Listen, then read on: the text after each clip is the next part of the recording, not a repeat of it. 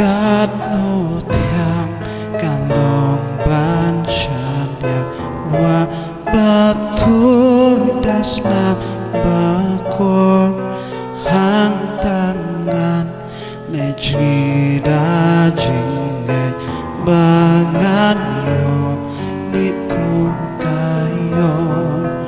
Giêsu Giêsu mengashana lok bashi shanga la shem Giêsu Giêsu Giêsu kodor tang hame ngashanyas kem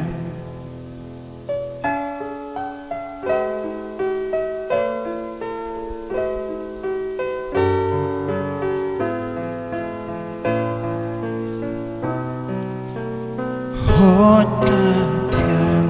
manjada na kapop banyola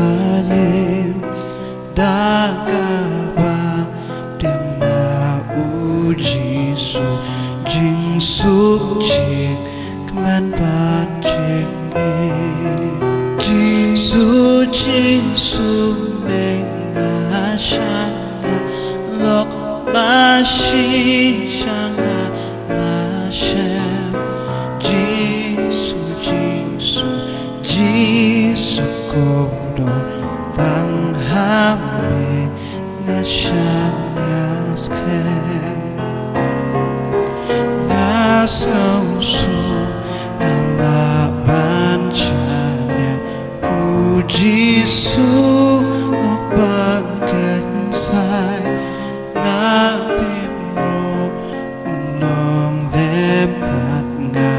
hadu ba pertengkan wai Giêsu Giêsu mengashana lok bashi shanga